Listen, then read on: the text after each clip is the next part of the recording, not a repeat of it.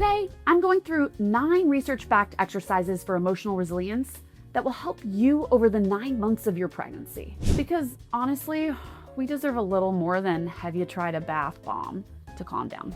Hi, I'm Lissy and I study stress in the brain. I'm also a mental fitness coach to CEOs, I run my own business, and I just so happen to be 35 weeks pregnant, which means I often feel quite unhinged. 2 weeks ago, I sat on the floor of my kitchen Googling, is it normal to feel like a failure? To make myself feel better, I then proceeded to stand up and look in the fridge, to which case I found there was no dark chocolate and I cried. If you've been in this position, if you're currently pregnant, or if you're simply sitting in a parking lot and about to spin out into a blind rage because your seatbelt and/or pants don't fit, this video's for you. Coming up are quick tools that I've put together that help with the side effects of baby brain, or the new brain that we've been gifted with that struggles with things like focus, spatial differentiation, and also emotional regulation. I'll cover things like one of my favorite good enough standard planning exercises that basically helps me feel great even when I can't get off the couch with my new 42 pounds of literal and emotional weight.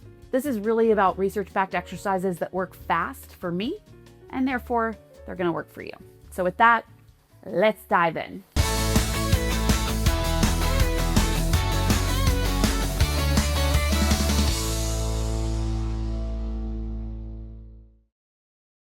Here's the headline. Your brain has not been this neuroplastic since adolescence. Your brain is not broken. It's just structurally reorganizing itself on purpose at a speed that you have not experienced since you were a teenager. So if your brain feels different, it's because it is different. And all of this change is for the purpose of your new role.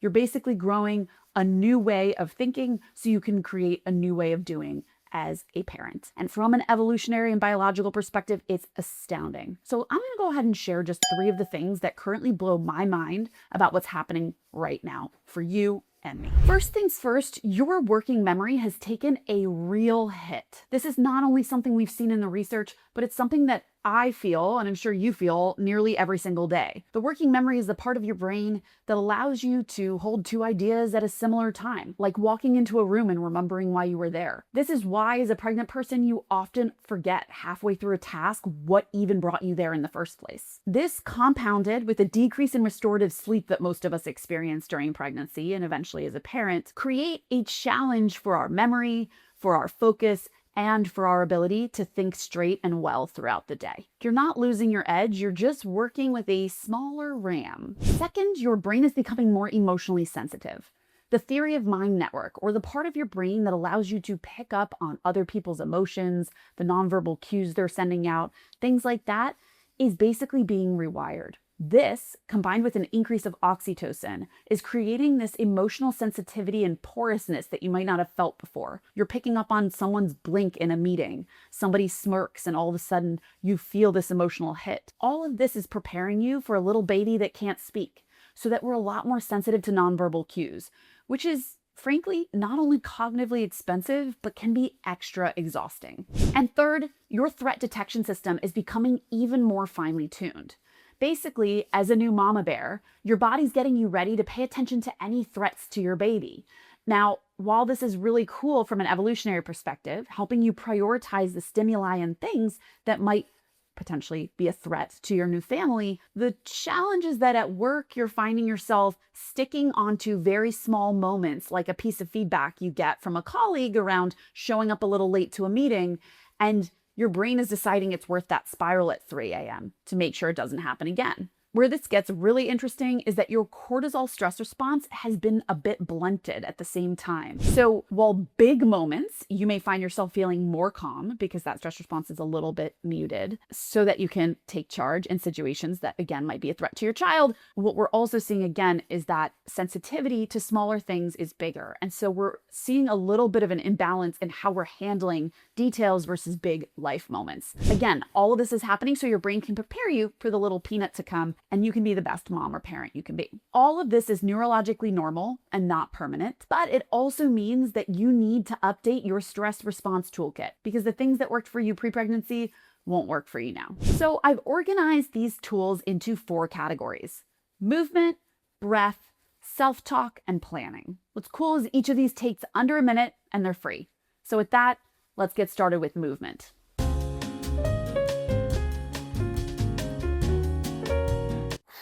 All right, first up, movement. Now, I like to start with movement because if anyone tells me to breathe as a pregnant person, I'm just gonna literally push them down. Now, movement is particularly powerful because when you can move your body, it's very easy to move your mind. So we're gonna start with something that actually looks like a roadside sobriety test, but ain't. So with that, buckle up, let's do this.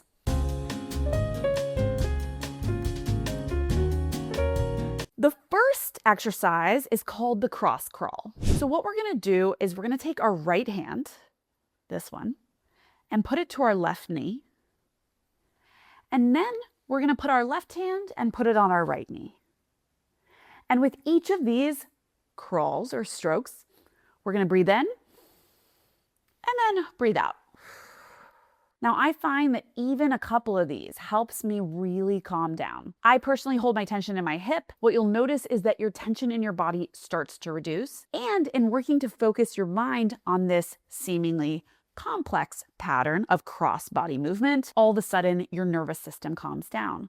Because it's really hard to do two things at the same time, like worry or emotionally spiral and physically try to concentrate on doing this kind of coordinated movement. So bilateral movement stimulates both of your brain hemispheres simultaneously, which is the same mechanism that sits under EMDR, which is one of the most evidence-based treatments for trauma. When you're locked in an emotional spiral, only one of your hemispheres is running the show. But by adding this movement, you're activating both. So the next one is almost so simple it feels silly, but stay with me. It's called Rockabye Grown Up. And basically, we're going to utilize a gentle swaying in our body to calm down our nervous system. This is something we plan to do with our babies, but what we don't realize is that all of us grown-ups are just babies. There is something embarrassing, childlike, almost judgment-inducing about swaying, but I'm asking you to do it anyway. Fun fact is that your vestibular system, which is your balancing mechanism in your inner ear, is directly wired to your vagal tone and nervous system regulation. Rhythmic, gentle rocking sends a signal to your nervous system that all is well. So again, it can be as simple as sitting. You can do it standing. I highly recommend you grab a wall because it's harder to actually balance as a pregnant person. But either way, this swaying is really going to change the game in terms of your ability to calm down fast. I'm about to blow your mind whole because we've been focusing on the wrong part of breath the entire time we've been alive. Now, whenever you need to calm down, most people say, take a deep breath. And we focus on the inhale. But today, in our first breathing exercise, we're going to focus on the exhale. This is called E-squared breathing or extended exhale breathing. And don't worry, the only thing you need to remember is 2 numbers. What we're going to do is inhale for 4 counts and exhale for 6 counts.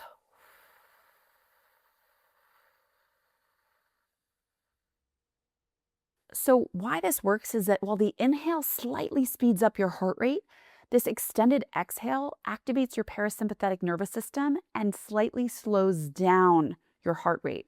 So by extending your exhale longer than your inhale, you're actually creating a net calm down effect to your breath. We've been focusing on the wrong half our whole lives. Now here's a bonus to this exercise or a little extra credit. Now most of the pregnancy exercises that I've seen online really have had me focus on my pelvic floor and doing Kegels, which is about contracting, about tightening, and really about making sure that you're creating strength in this pelvic floor. I'm doing this because a lot of the analogies is if this is your pelvic floor, make sure that you're really picking up a blueberry with that. This absolutely has its place, but what no one mentions is this. Chronic stress or these exercises really promote a tension when you also need to balance that tension with the ability to relax your pelvic floor and do the opposite of Kegels, which is really just let it all go down there. So while you're doing this exercise, if it's helpful, you can close your eyes and deliberately picture softening or releasing your pelvic floor if you know what that means. Research shows that if you can genuinely let it all go, it creates a parasympathetic or that rest and digest and calming response. When they say it's all connected, it's not a metaphor. So our next breathing exercise is what I call lower belly breathing or baby breathing.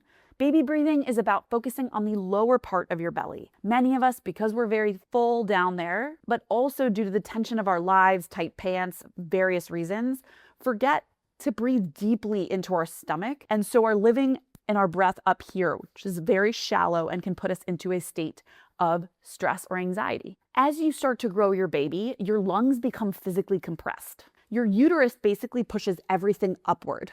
Trying to take a deep breath up here with your chest, which is where everything seems to live, is nearly impossible, which is why I had originally given up on breathing altogether as a pregnant person. What I want you to do is go ahead and put your hands on your belly. I want you to close your eyes, and I want you to breathe down into the baby's womb or home, and you should feel your belly really expanding. And then out through your mouth. And again, in through your nose. You should feel your belly expanding out and out through your mouth.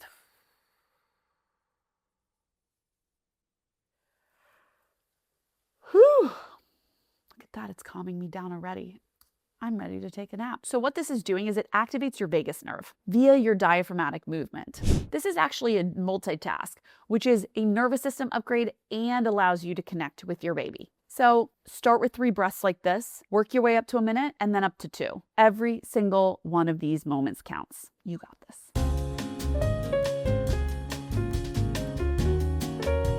Okay, so we're into self-talk now. Before you're thinking, oh my gosh, some of this BS, well, it's really probably one of the more powerful things that you can think about, specifically because self-talk drives whatever's happening up here all day, every day. Self-talk is exactly what it sounds like. It's the voice that you have in your head that's yapping at you all day long. And one of my favorite psychologists, the founder of positive psychology, Martin Seligman, talks about this idea that the voice we have up there is in many ways no better than a drunk person yelling at us on the street. And until we start to pay attention to that voice, it can get louder and louder. So let's dive into our very first self-talk exercise as a pregnant person. This is a simple one. It's called third-party self-talk. And this is really about understanding the voice in your head when things are right versus when things go wrong. Now, how this works is that you'll basically talk to yourself using your own name.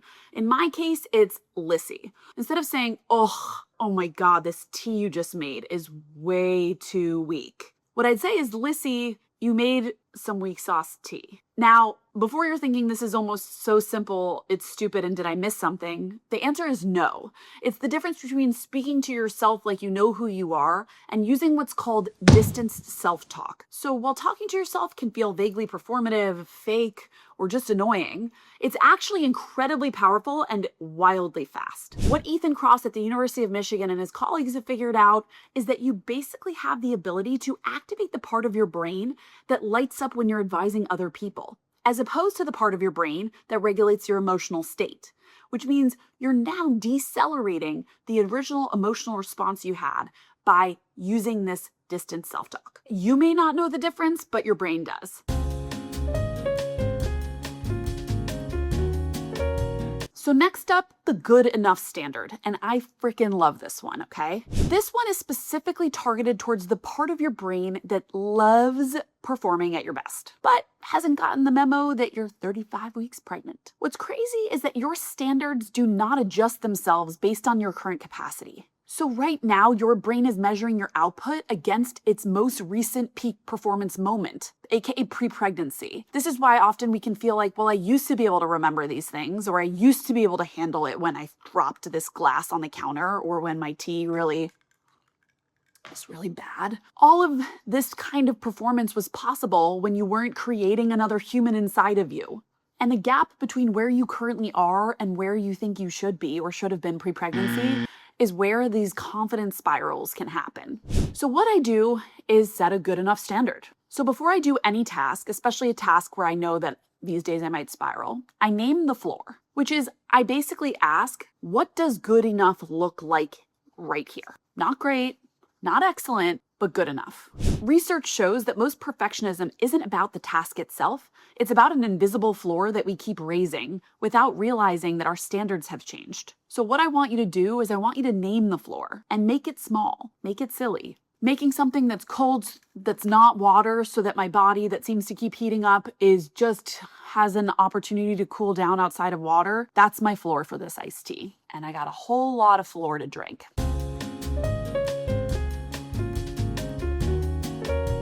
Okay, our last category is planning.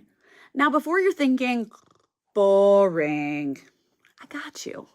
This is a lot less about Dear Diary and a lot more about inbox management for your brain. Because when you're feeling overwhelmed, because your working memory is a challenge and you're not sleeping and blah, blah, blah, blah, blah, blah. At the end of the day, you're gonna need a way to make sure your brain can triage what actually matters. And this is where clarity, confidence, and most importantly, the ability to win the moment come in.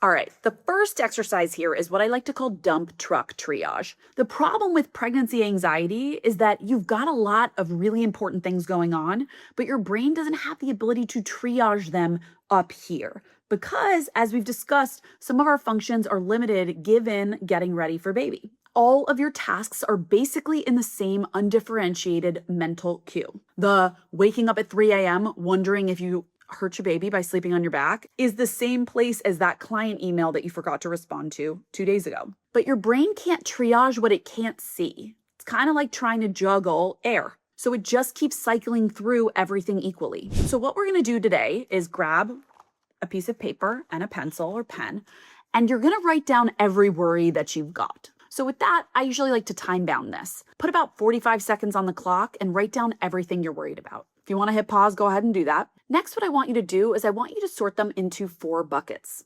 The first is in my control. The second is out of my control. The third is needs action now. And the fourth is can wait. And that's it. Research on worry postponement, it's a thing, from Penn State shows that by externalizing and categorizing our worries by writing them down and putting them within these little boxes reduces the amount of time that they intrude on your thinking. You're basically taking your worries out of your working memory, which as we know is impaired, and we're putting them on a piece of paper in a little filing cabinet, if you will. Now, if any of these worries is particularly sticky for you, meaning after you do this exercise, it just keeps coming into your thought patterns, what you can do is grab a set of Post-its and write that worry down. So for me, it's picking a car seat because we need to get it checked and put in the car before the baby comes, okay? And then what I want you to do is I want you to go ahead and write your ideal outcome to this to-do. Not what could happen, but what you're gonna do about it. So for me, it's go tomorrow to the baby department store and try a few to decide. Good luck reading that. Research on stress inoculation training shows that by having a plan, our brain moves from this anxious spinning into a place of focused action. Our next exercise is what I like to call your minimum viable day. This is one that I use every single morning, especially those mornings I've woken up to go to the bathroom about 3 times and my brain will not unlock from my to-do list. Most productivity frameworks are built for your best day and the best version of your brain. In my 3rd trimester, running a company, working with CEOs, trying to get dinner made, an iced tea, tasting fine, there is no such thing as an ideal day with ideal focus. There's just today, and today could be unpredictable. But if I measured today against an ideal version of myself pre-pregnancy, I basically already failed and it's 10 a.m. So every morning after I've reviewed my to-do list, I write down this one sentence. Today goes sideways, it will still be a good day if I blank. I'm basically setting my number 1 priority, not the one that I wish I could do, but the one that I actually would feel good about doing, so that my brain is clear on the floor for how I need to show up. And again, you write down one thing, not 3. Research on cognitive load and the Zeigarnik effect show that an undefined list of priorities creates unnecessary mental chatter. Your brain is basically keeping tabs open on everything that's unfinished or unclear. And so what's setting this floor for what an MVP or minimum viable version of a day looks like is it closes all of these other tabs. Not to say you don't have to get to the to-dos, but your brain doesn't need them to feel complete. You stop ceiling chasing and start floor setting. So the last exercise I want to go through in this minimum viable vein category is what I call the minimum viable you exercise. On our hardest days, we measure ourselves against ourselves on our best day. How we look, right? I told you I gained a lot of weight this pregnancy. Not helpful. Or I'm a CEO of a company. 3 years ago, I was able to take 14 calls. Now I can only take 5 a day. Now I'm proud if I make it to my desk without eating 3 muffins and crying in the car first. The gap can feel like evidence of failure. But what I want you to do is I want you to name the minimum of what makes you great, or really just you. So the example here might be, I'm a CEO and a founder who's growing another company, the baby, and I'm simply doing my best to be my best. So I want you to think about your sentence, doing my best to be my best. And I want you to put it on a Post-it, and I want you to put it on your desk. And whenever you're feeling like a failure, when you're hearing yourself think something like, I wish I could, or can't I just, or I used to be the kind of person who, I just want you to say, I'm doing my best to be my best. This is what's called an identity anchor, because everything else that you're able to do is above that floor. Identity-based goals are way more durable than task-based goals, because it is way harder to fail at your identity than a to-do list. And especially if this is aligned with your values, my value of growth, learning, and personal development is a big part of that, then doing my best to be my best is all I can really ask for. And frankly, all I should. What's the minimum viable you in this state? 9 tools, 4 categories. All of them designed for the scramble-wamble brain that we've got going on right now. Not the brain we used to have before all of this started happening, and not the brain we plan to have post-baby. But I want to leave you with this. Everything that's happening in your nervous system, from the crazy random crying to the inability to focus to finding yourself bumping into walls, this is all happening in service of something extraordinary. And it's all happening intentionally, getting your brain ready for one of the biggest, most exciting times of our lives, parenthood, or launching a new product, as I like to think about as a CEO. You don't need a new brain. You just need better tools to deal with your brain on baby. And that's what we're here to do today. So I want you to pick one thing from this list. Not 2, not 4. When you're tired, it's harder to choose or prioritize. Just one thing that you're going to try this week to help you deal with those moments of brain fog, lack of focus, emotional reactivity, and/or feeling a little crazy. Do it today. I freaking dare you. I'm right here with you. You got this. I got this. We got this. I'll see you next week.